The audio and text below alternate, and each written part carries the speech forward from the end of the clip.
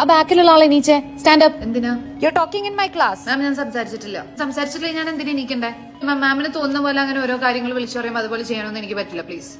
വെറുതെ ഇരിക്കുന്ന എന്റെ അടുത്ത് സംസാരിച്ചൊന്നും ഞാൻ സംസാരിച്ചിട്ടില്ല. ആരോട് ഞാൻ സംസാരിച്ചു? ഇവനോടാണോ? ഇവനോട് ചോദിക്കുമ്പോൾ പറയട്ടെ ഞാൻ എന്താ അവനോട് സംസാരിച്ചെന്ന്. തർക്കത്തിനൊന്നും അല്ല മാം. മാം മര്യാദക്ക് സംസാരിക്കണം. മാം മര്യാദക്ക് സംസാരിച്ചാലേ എനിക്ക് മര്യാദക്ക് സംസാരിക്കാൻ പറ്റുള്ളൂ. Do one thing, somebody just call the HOD and come. ഇത് നേരെയൊന്നും തോന്നുന്നില്ല. വിളിച്ചോ മാം. HODയോ പ്രിൻസിപ്പളോ ആരെ മന്ത്രിനെയോ ആരെയൊന്നും വിളിച്ചോ. Shreya go call the vice principal. Also ഈ ചെക്കിന് നമ്മളെ ഒന്നും പേടിയില്ല. ചെയ്യാത്ത കുറ്റത്തിന് ഞാൻ ആരെയും പേടിക്കേണ്ട ആവശ്യമില്ല മാം. എനിക്ക് എന്റെ ആവശ്യമില്ല. ഒരു ക്ലാസ് റൂമിൽ ടീച്ചറിനെ പബ്ലിക്കായിട്ട് ഇൻസൾട്ട് ചെയ്യുക, disrespect. I will not give you attendance for today. എന്താണ് എനിക്ക് അറ്റൻഡൻസ് തരാൻ? ഞാൻ ഇവിടെ ഉണ്ടല്ലോ.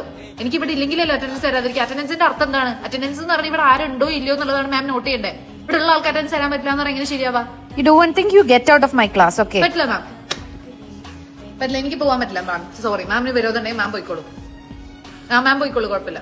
ടാറ്റ. പിന്നെ ഞാൻ എന്ത് ചെയ്തിട്ട് വെറുതെ ഇരിക്കുന്ന എന്റെ അടുത്ത് ചൊറിയാൻ വന്നു കഴിഞ്ഞാൽ പിന്നെ തൈ സ്വഭാവത്തുള്ളൊക്കെ അറിയില്ല. പിന്നെ എന്റെ പട്ടി മാപ്പ് പറയും.